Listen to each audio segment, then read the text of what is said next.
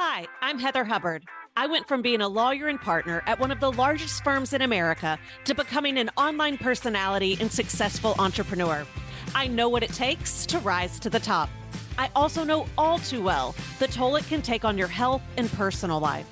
So, how do you shine bright without burning out? How do you chase joy while achieving success? You're listening to the Hustle and Flow podcast. Welcome back to Hustle and Flow. I am your host, Heather Hubbard. We are on episode 227, and today we have special guest, Adrienne Dorison. So Adrienne has helped thousands of small business owners take a 4-week unplugged vacation while their business continues to grow without them. She co-founded Run Like Clockwork alongside author Mike Michalowicz, who has been a guest on the podcast as well, to help entrepreneurs design a business that can run itself.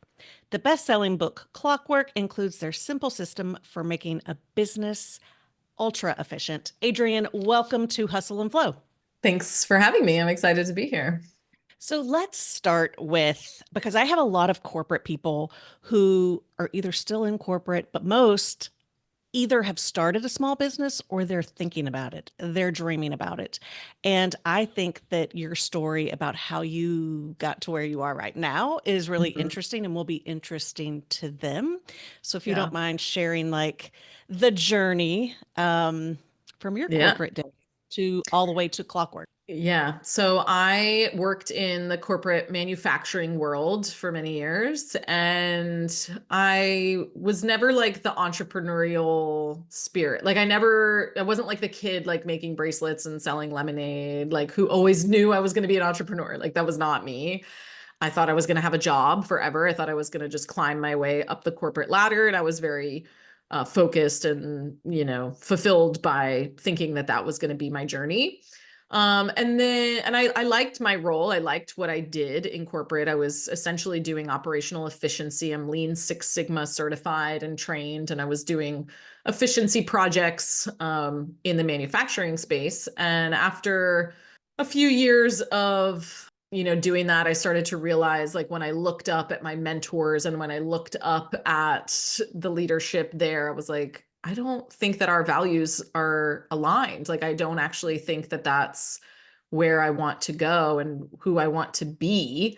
And so that was really the first time that I started to recognize that I was having like a friction and I maybe needed to do something else, and that wasn't really my dream anymore, even though it was for a long time. And so what I did was I started doing some consulting just on the side of that corporate job, starting to basically build my own kind of side hustle. And I was doing similar work to what I was doing in the corporate space, but I was specifically trying to work with smaller businesses, not large corporations. I was like, reaching out to friends and sorority sisters. And I was like, I can probably help you get better results than what you're doing. I can help you be more efficient. I can help you get more for less input, which is essentially what I was doing in corporate, but I was trying to apply it to small businesses. And so I was doing that on the side of my corporate job, mornings, nights, weekends, lunch breaks, but still holding down the corporate job because financially I wanted to like set myself up well with the side hustle. And I also wanted to, like, I think in theory, a lot of things we love, like, oh, I would love to run my own business in theory. Yeah. But I wanted to know, like, in practice, is this actually what I want to do? Or am I better off staying at this job for now and then figuring out what the next thing is, even if it's not this. So I didn't want to like romanticize that without practicing it. So I practiced it. I did it for about 6 months. And then I actually got questioned by someone in my corporate role. I was writing like a blog at the time for my side hustle. And I guess one of my colleagues printed out one of my blog posts and put it on one of my manager's desks. And they approached me and asked me if this was my like 2-week notice or something. And I was like, well, no, because I wrote that article like 3 months ago. I was like, so obviously my work has not suffered. Like, I was not putting in my notice, but they did give me an ultimatum. Do you want to do this, or do you want to do you want to work here, or do you want to have your business? And I was like, I don't think I slept that night because it was just like, I didn't want to have that conversation, Yep. But ultimately I chose to leave, which I think they were surprised about. And I left, but then they begged me to stay to like tie up any loose ends. So I stayed for like another month and a half, 2 months, just to, wind things down for them and transition anything over. And then I've been full time in my own business. I went full time in my side hustle after that. And I've been doing this now for 11 years. And so at first I was really just doing my own consulting and practicing under my name as my brand. And then I was approached by Mike Michalowicz, who is my now partner. He was writing a book at the time and he was looking for someone who had Lean Six Sigma experience, but was applying it to small business owners. And luckily, we actually had a mutual contact who knew that that's what I was doing. And he said, "Hey, you got to meet Adrienne." And so then Mike and I were introduced, and that's kind of how that partnership came to be. But I also had never, just like I had never set out, I'm kind of an accidental entrepreneur. I'm also kind of like an accidental partner in a business. Like I was doing really well in my own business. And when I met Mike, I had no intentions of like having a partner in business, but it kind of felt like a 1 + 1 = 11. And so I was like, okay, yeah, let's do this. And so we've been together, partnered on Clockwork ever since. So, for those who have not yet read the book, and if you've not, you need to. Yeah. For those who haven't read the book or they're not familiar with the concept of Run Like Clockwork, will you share with people what you guys do and who you help and how? Yeah. So the whole idea is based like he was writing a book about operational efficiency for the small business owner, but most small business owners don't know what that is. They don't value it. They're more focused on sales and marketing. But there is this really big challenge in the small business space of like, you don't have any time for anything else besides your business, and everything is really dependent on you, which in turn makes everything really inefficient, right? And so you can't grow as quickly as you would want. You're bottlenecked in certain areas. It's frustrating because team members can't be more autonomous. And so you're like, oh, why can't they do anything? And now you're frustrated with the team and with people. And it just creates a lot of challenges as a small business owner. And so the book is really the framework and the toolkit to create more freedom for yourself, which will in turn provide a better quality of life for you as an entrepreneur, but also allow you to grow and scale beyond where you're at now, because like you aren't the linchpin to everything. And so inside the book, like the big promise that we talk about is this idea of taking a 4-week unplugged vacation from the business. And so the reason for that is because like usually everything happens within that cycle in a business within the context of 4 weeks. You're going to have to sell something. You're going to have to deliver something. You're going to have to make payroll. You're going to have to, all the things that typically need to happen. We're trying to test, like, can all those things happen without you needing to be there? And so our entire system prepares them for taking that 4-week unplugged vacation. And then that really by doing that, it elevates the systems, it elevates the team members, it elevates the leadership, and it really elevates you into a new role inside your business, because now you're no longer needed in the day to day, but maybe now you can focus more on the visionary elements or the networking that you need to be doing, which will actually help grow the business and move it forward. Or sometimes people start a second business, or they write a book, or they just enjoy their family more, right? Getting that time back. And so that's kind of the premise. And specifically it's designed for small business owners, but we've had larger businesses apply it as well. But we're looking at really like anywhere from 1 to 20 team members is kind of our sweet spot of who tends to be benefiting from that. But if you can't step away from the business for an hour, an afternoon, a week, a weekend, a vacation where you still have to check in and respond to things, right? If you can't exit for 2 weeks, 3 weeks, 4 weeks, then you're going to benefit from reading Clockwork and then also implementing the system. And you used it for one or both of your maternity leaves? I don't remember. Both of my maternity leaves, So, we talk about this vacation, and we actually did a revised and expanded version of the book back in 2021 or 2022. So this is the second version of the book. The first one is this darker color. This is a great book, but if you're going to get it, I would get the lighter, revised and expanded version, because what we found as we worked with more and more people, and as I started having more and more clients, like the 4-week vacation that's the ideal scenario, but that's not the reality for most small business owners. The reality is what takes them out of the business or creates that kind of stress is a health issue, right? Whether it's them or someone from their immediate family or extended family that then they need to care for, they need to step away, whether it's a child, a parent, a sibling, whatever. So that's like usually number one is the health issue, or things like life planning. Like I've worked with so many families who are like, oh, I would love to, actually have a maternity leave or a paternity leave, or spend some time with my, children and family, or make it to my kids' soccer game. I haven't seen a soccer game in 3 years because I'm working so much. And so it's usually those things that people end up wanting to clockwork the business for. Not that like pie in the sky vacation, even though that's great too, and they can achieve that. So for me, I clockworked the business originally for my first maternity leave, which I took 6 weeks completely unplugged from the business for that my first baby. And then my second baby, I had her in 2022. And again, we weren't starting from scratch. We were starting from where we had left off with the first baby. And so there was even more opportunity to continue to improve that process. And so I took about 13 weeks completely unplugged. And when I say completely, like I took no calls, I looked at no emails, I checked in with the team 0 amount of times, I saw no clients, right? And they even did like a big enrollment without me, which was like kind of our next challenge for us as a team, was like, can we not just operate the normal day-to-day business, but can we go through our busiest or more challenging season without needing Adrienne to be here? And I love when clients and companies do that. So we had a client one year, he owned a tax and accounting firm, and he was like, I don't want to just take the 4 weeks like during December. He's like, I want to take it March 15th to April 15th, because he's like, that's my busiest time. And if I can make sure that this business runs during our busiest time without me, then I'm in a solid place to grow this, scale this. And he did.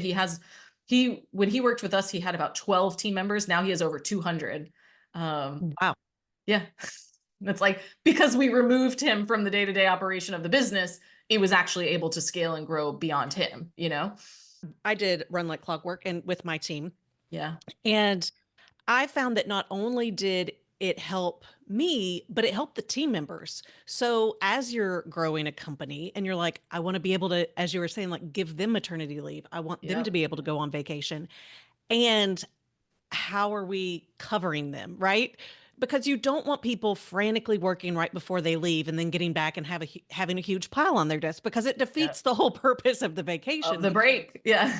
Yeah. So it's like, how do you have the systems? How do you have the team set up where even when one person steps out, everyone else knows what to do? Yeah.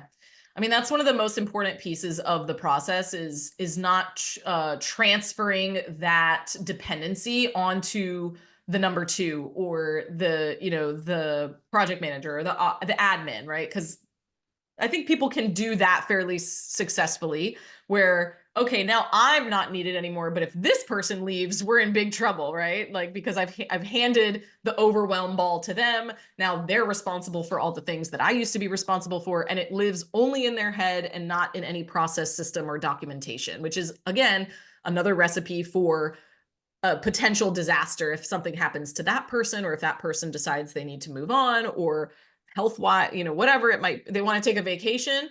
Well, like, what kind of culture do we want to have? Do we want to have a culture where they can't take a vacation where they're completely unplugged because they got to keep doing the things that they need to do?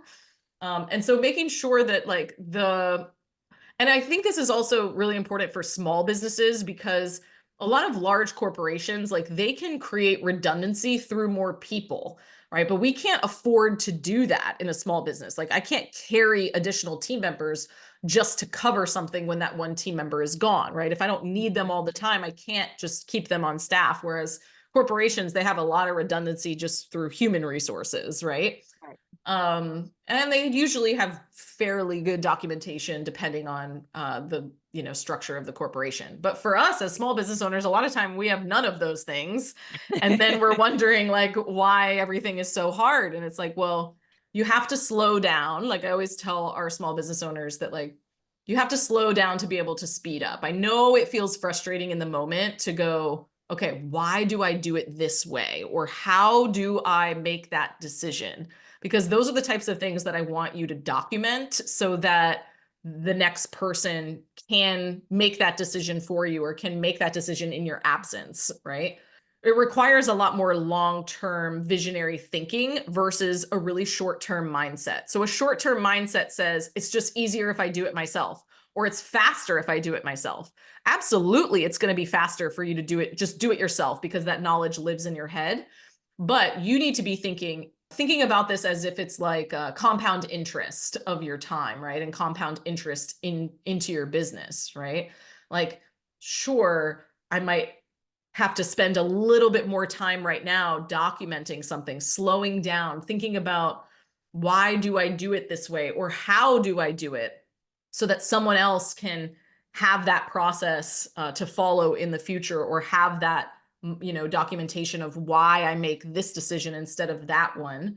Now I should be thinking long term, like how do I never have to make this decision again, or how do I never have to do this task again, right? And when it comes to then team members being able to take time off and kind of receive the fruits of the clockwork labor, the same rules apply for them, but we model that, right? Like if I go on vacation and I'm checking in all the time, I'm setting the precedent that I also expect them to check in all the time on vacation. And I don't want that for my people. Like I don't want to burn them out. I want them to be here long term. And so first we have to model that, but then we have to create systems that allow them to actually do that, right? And so it's like they need to all, and that's also, we use that as like a reward for them. Like our team, like they can take 4-week unplugged vacations. They can take 3-week, 2-week, whatever they want to do in terms of, but they have to make sure that their role is documented, that there are systems in place so that when they leave, it's really clear who's responsible for closing those gaps and that it's really clear how to do those responsibilities at least 80% of the way, right? Because if it's their strength to do those things, I'm not expecting my team member who's backfilling for them to be able to do it at the same level or the same capacity, but I am expecting that it's at least able to get done, and that's kind of like as a leader, I have to understand that not everything always needs to be 100%, that like done is better than perfect a lot of the time. And I think that gets in our way as leaders a lot because we just want to keep everything to ourselves. Like, oh, I'll just do it myself because I can do it better. It's like, well, you can do it better now, but what if we trained this person, like what if they were able to focus on it? So I think it's really like focus on slowing down, figuring out how do I document these things. A lot of times we think we don't have a process, but we do. It's just that we haven't written it out, And most of the time we have our clients do like screen recording or recording themselves, either audio, video. There's so many tools. Even in the past like 3 years, I feel like the AI has gotten so much better in terms of being able to process things out. Like there's certain tools now you can just have a plugin and have it watch you while you do the task on your computer, and then it will write out the steps for you. It's like, okay, well, just do that at the bare minimum, right? And then someone has something to go off of when you're looking at the processes and systems in the business, but you have to start. You can't just let everything live in everybody's heads. When do you think is the best time to start this? And the reason why I ask that is I feel like most people, I suspect, this is an assumption, come to you when everything is already a shit show, right? Like it's a mess. And Yeah. they're just like overwhelmed, which is part of why there's so much pain in slowing down. Um, does it make sense when it's just like yourself or just you and an assistant? Like from your perspective, when is the best time to actually start doing this work so that you build with it as opposed to getting to the point where you're then like, what are we doing here? Yeah.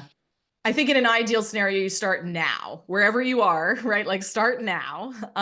And that goes for whether you are at the very beginning stages, even if it's just you. I always advise people, even if it's just you right now, start documenting things, because the number one complaint or reason that people don't hire someone is because, oh, I don't have anything documented. So I don't have time to train them. I don't have time to hand these things over. So it's like, well, now it's already, giving you this pain that if you just would have prepared in advance to say, yeah, I don't have anyone to hand this over to now, but I do have the mindset that eventually I'm going to delegate this, right?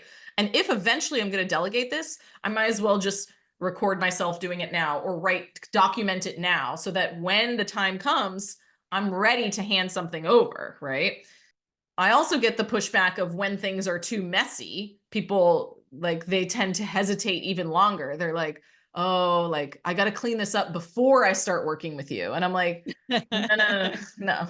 Like first of all, that's You're like not going to clean it up. you're not going to clean it up. Like you haven't done it to this point. Like Yeah. let us help you navigate that and do it, step by step, because it is also really overwhelming to look at now all of the systems that you have in your business and recognize that like there is no processes or documentation, or maybe we have it, but there's like 40 different versions of it in a Google Doc and we don't know what's what. And it just, it feels like you feel a little bit exposed, I think, when someone like me maybe comes into the business and you think, oh, I should have all this perfect. And I'm like, no, I've Yeah. seen the messiest of the mess and it's fine, right? Like it's okay to, but I also understand the vulnerability that feels, especially because a lot of times you can be doing really well in your business and things are an absolute disaster on the back end. And I'm like, wow, cool. We have a lot of opportunity for improvement here, right? Which is like, that's fun for me. But I think you Yeah. could always talk yourself out of like why now is not the right time to do it. So I just say like, start now, start small, and start with things that you're going to do this week anyways, and just like document yourself doing them or record yourself doing them or write down why you made that certain decision so that in the future, someone else can understand how they could be helpful or how they could do it for you. Speaking of vulnerability, um, I found so I, was on a health sabbatical for at least a year, and that was not, really a choice.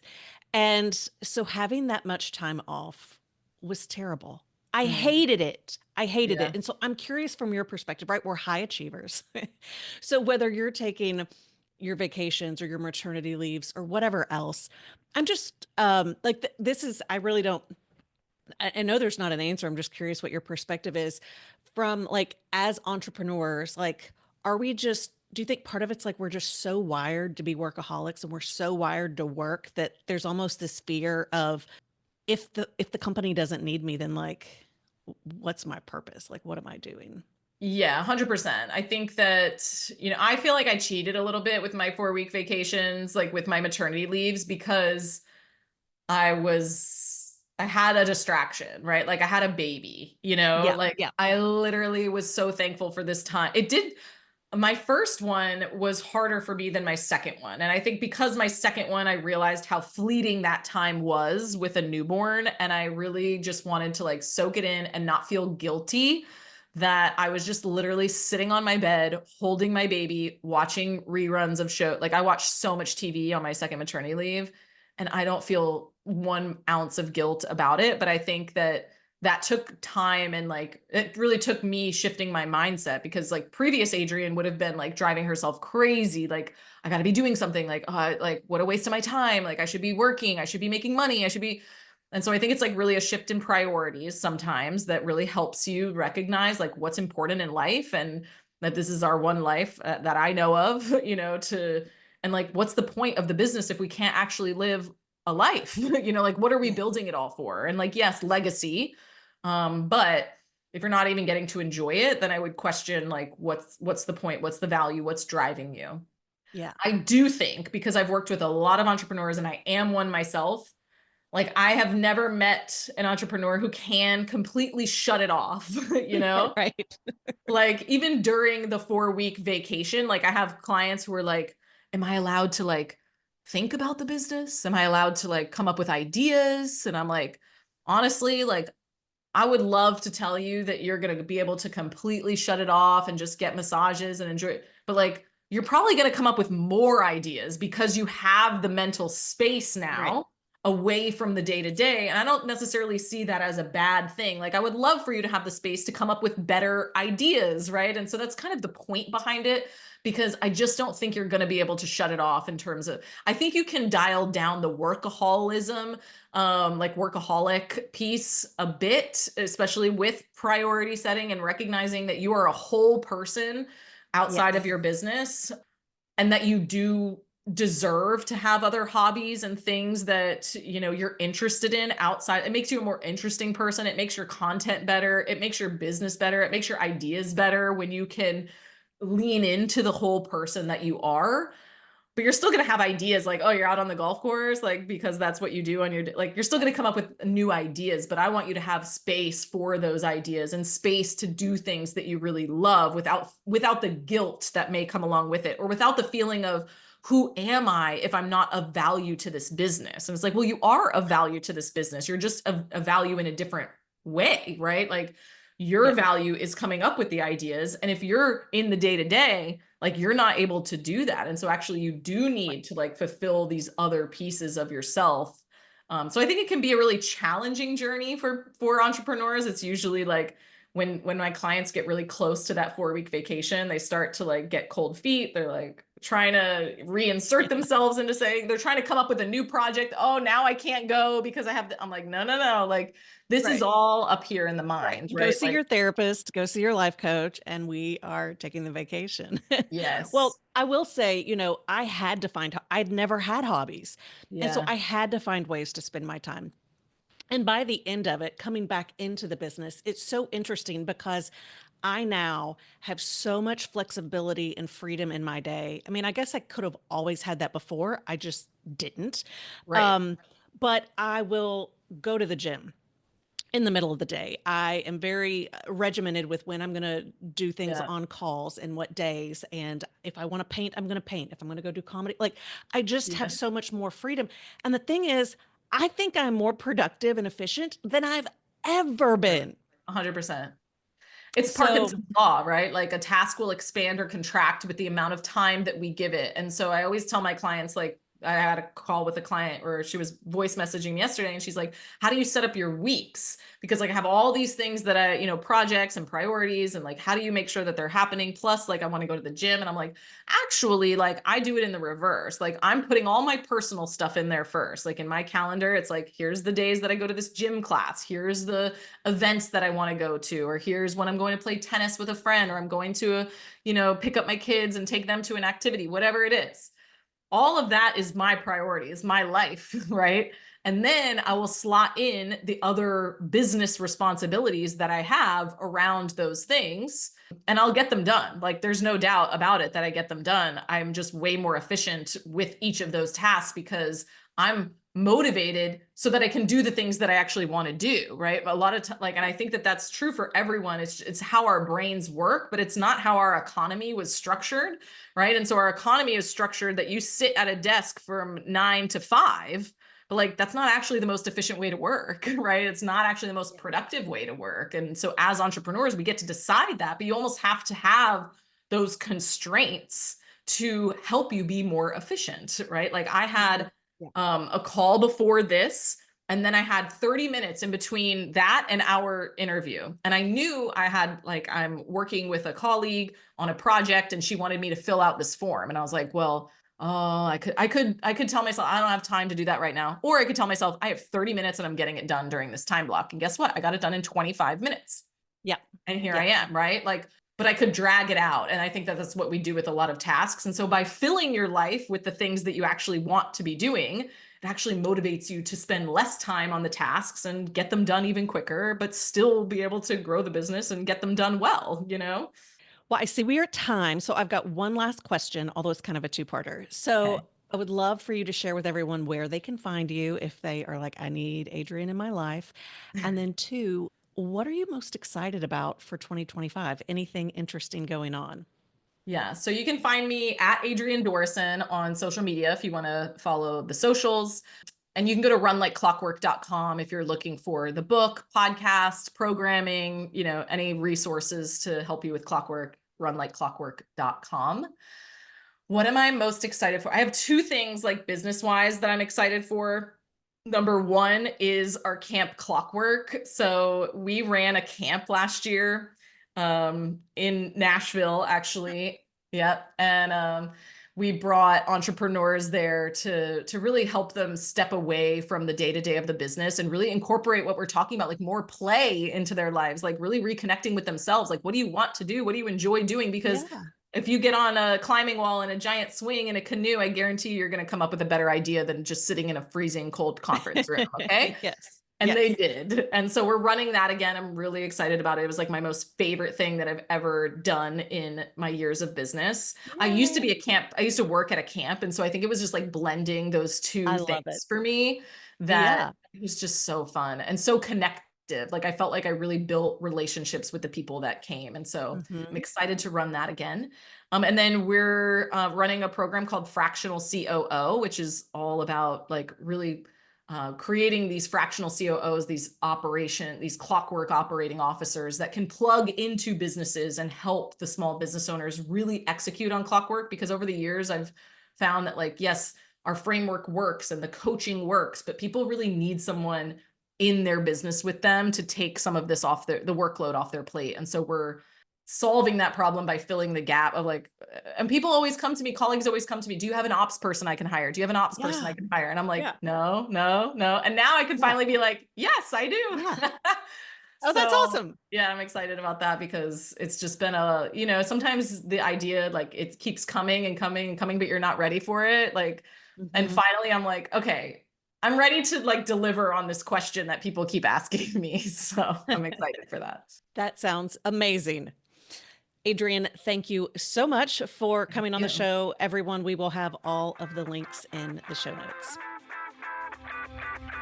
Thank you so much for joining me for this week's podcast. If you're watching on YouTube, give the episode a like and leave a comment below so we can keep the conversation going. Also, be sure to subscribe to the channel so you never miss a future episode or announcement. Listening on Apple, Spotify, or another podcast app, you can watch the video and join in the after-show conversation by visiting hustleandflowpodcast.com.